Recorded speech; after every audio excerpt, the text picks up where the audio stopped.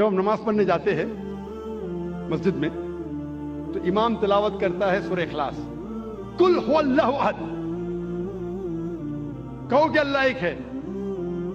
ہر مسلمان جو مسجد میں نماز پڑھنے آتا ہے، میں آپ سے پوچھنا چاہتا ہوں وہ کتنے اللہ میں مانتا ہے؟ جو مسلمان مسجد میں نماز پڑھنے آتا ہے کتنے اللہ میں مانتا ہے؟ ایک میں۔ ایک بھی مسلمان نے جو دو اللہ میں مانتا ہے، تو یہ قاری صاحب کس کو بول رہے ہیں؟ اللہ کیا کہہ رہا ہے ہم سے؟ اللہ کہہ رہا ہے کل، کہو،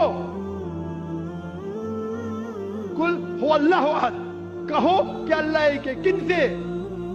مسلمانوں سے نہیں، وہ لوگوں سے جو لوگ ایک اللہ میں نہیں مانتے۔ ہم نماز تو پڑھتے ہیں سورہ اخلاص، ماشاءاللہ قرآن کا 1/3 حصہ، باہر نکلتے کتنے لوگ غیر مسلمان سے کہتے ہیں کہ اللہ ایک ہے؟ اتنا بڑا مجمع ہے، کروڑوں لوگ اس تقریر کو لائیو دیکھ رہے ہیں۔ میں پوچھنا چاہتا ہوں کہ اپنی زندگی میں آپ نے کتنی بار سورہ اخلاص کی تلاوت کی ہوں گی؟ کتنے بار؟ کتنے بار؟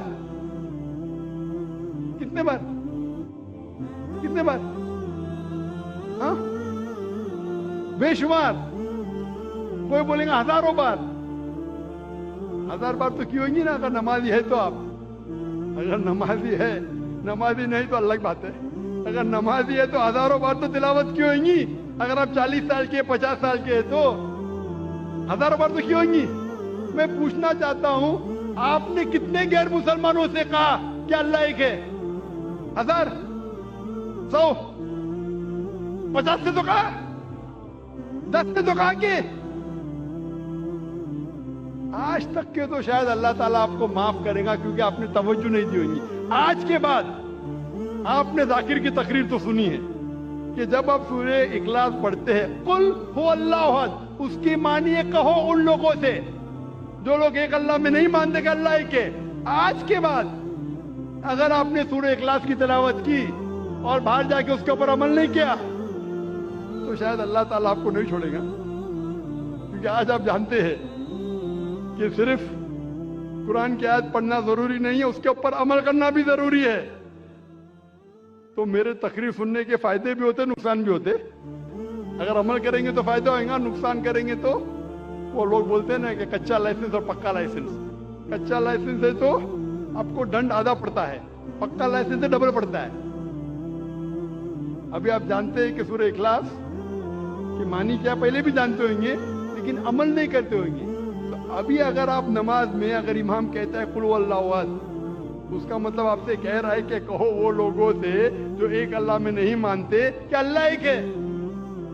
کتنے لوگ اس کے اوپر عمل کرتے ہیں؟ کتنے لوگ؟ ایک آپ کا ایک ملازم ہے، بہت ملازم جو وقت کا بہت پابند ہے، برابر ٹائم پہ آتا ہے، بہت آپ کی تعریف کرتا ہے، برابر ٹائم پہ آتا ہے، ٹائم پہ جاتا ہے، آپ کی تعریف کرتا ہے۔ آپ بولتے بھائی صاحب ذرا پانی کا گلاس لے کے آؤ، وہ بولتا ہے میرا مالک بہت اچھا ہے، بہت دیالو ہے، لیکن پانی کا گلاس نہیں لے کے آتا ہے۔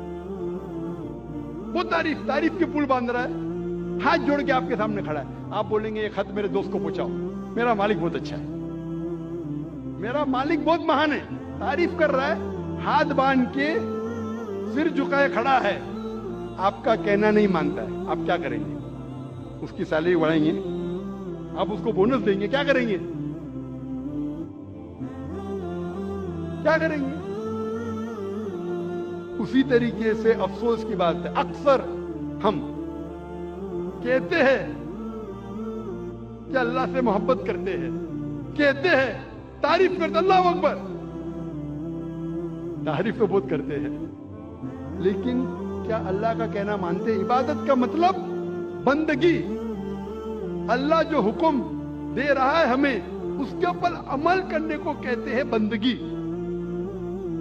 وہ تو اللہ کے رسول کی حدیث ہے، اسی لیے ہم مسلمان بچ گئے۔ اللہ کے رسول فرماتے ہیں کہ وہ اللہ کی رحمت کے بنا کوئی بھی انسان جنت میں نہیں جا سکتا، صرف اعمال پہ۔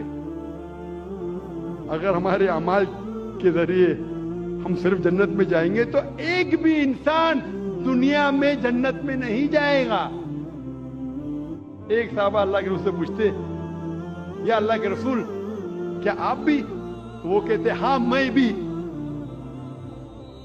جب اللہ کے رسول جو سب سے بہترین انسان ہے, سب سے بہترین مثال ہے ہمارے لیے, وہ اللہ کے رحمت کے بنا جب نہیں جا سکیں تو ہم کیا ہے؟ اسی لیے اللہ کی رحمت ہے, وہ رحمان اور رحیم, اس لیے ہم بچ گئے. تو صرف لپ سروس سے کام نہیں چلیں گے. میں ایک مثال دیتا ہوں.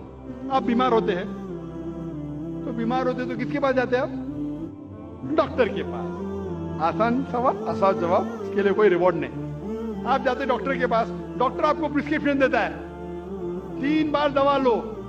صبح کو بریکفاسٹ کے بعد, ناشتے کے بعد دوا لو, دوپہر کو لنچ کے بعد دوا لو, اور رات کو ڈنر کے بعد دوا لو.